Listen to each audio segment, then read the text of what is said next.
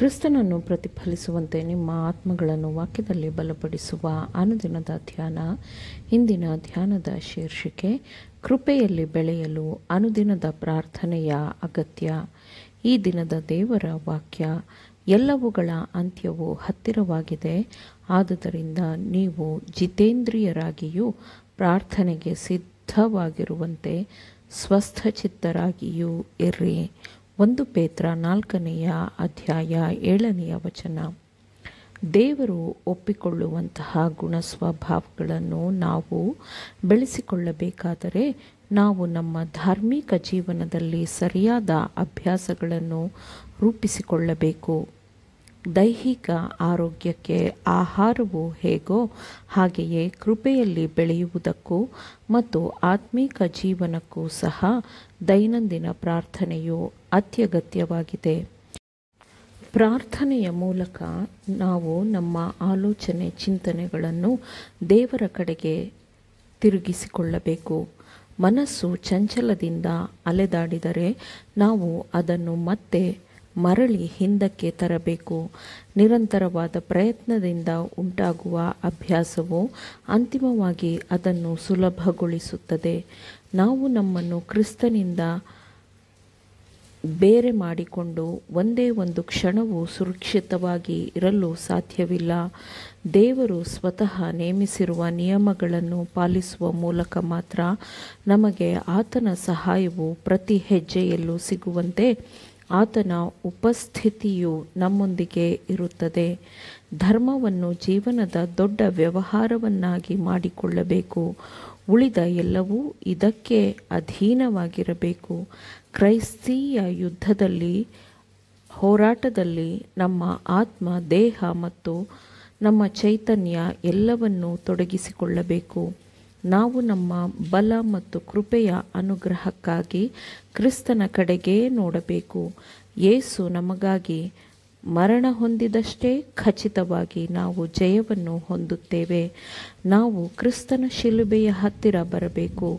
ನಾವು ಕಲಿಯಬೇಕಾದ ಶಾಂತಿಯ ಮೊದಲ ಪಾಠವೆಂದರೆ ಅದು ಶಿಲುಬೆಯ ಬುಡದಲ್ಲಿ ಮೊಣಕಾಲೂರಿ ಪಶ್ಚಾತ್ತಾಪ ಪಡುವುದೇ ಆಗಿದೆ.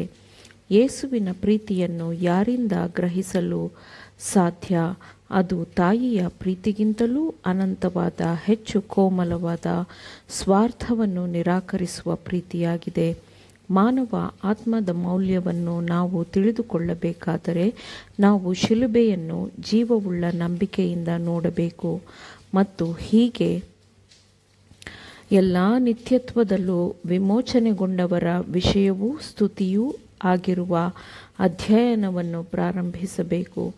ನಮ್ಮ ವಿಮೋಚನೆಗಾಗಿ ಕ್ರಿಸ್ತನು ಪಾವತಿಸಿದ ವಿಮೋಚನಾ ಮೌಲ್ಯದ ಶ್ರೇಷ್ಠತೆಯಿಂದ ಮಾತ್ರ ನಮ್ಮ ಸಮಯ ಮತ್ತು ನಮ್ಮ ತಲಾಂತುಗಳ ಮೌಲ್ಯವನ್ನು ಅಳೆಯಬಹುದು.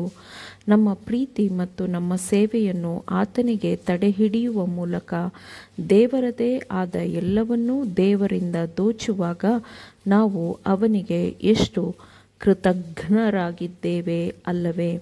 ನಮಗಾಗಿ ಎಲ್ಲವನ್ನೂ ತ್ಯಾಗ ಮಾಡಿದವನಿಗೆ ನಮ್ಮನ್ನು ಪೂರ್ಣವಾಗಿ ನಾವು ಅವನಿಗೆ ಕೊಡುವುದು ಬಹಳ ಹೆಚ್ಚಿನದೋ? ನಾನು ಜಯ ಹೊಂದಿ ನನ್ನ ತಂದೆಯೊಡನೆ ಸಿಂಹಾಸನದಲ್ಲಿ ಕೂತುಕೊಂಡೆನು, ಹಾಗೆಯೇ ಜಯ ಹೊಂದುವವನನ್ನು ನನ್ನೊಡನೆ ಸಿಂಹಾಸನದಲ್ಲಿ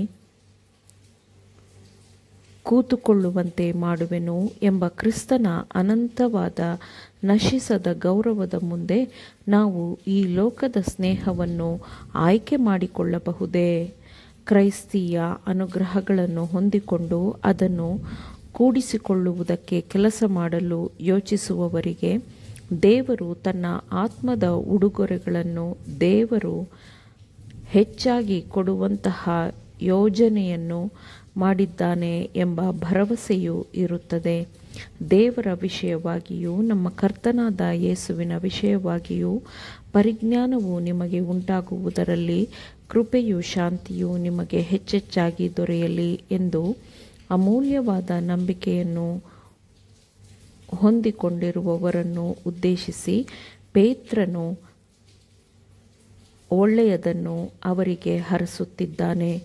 ಶಾಶ್ವತ ಸಂತೋಷವೆಂಬ ಕಿರೀಟವನ್ನು ಧರಿಸಿಕೊಂಡು ಉತ್ಸಾಹ ಧ್ವನಿಯೊಡನೆ ಭೂಮಿಯಿಂದ ಪರಲೋಕಕ್ಕೆ ಏರುವ ಪ್ರಕಾಶಿಸುವ ಮೆಟ್ಟಿಲುಗಳನ್ನು ದೈವ ಕೃಪೆಯಿಂದ ಅವರು ಹತ್ತುತ್ತಾರೆ.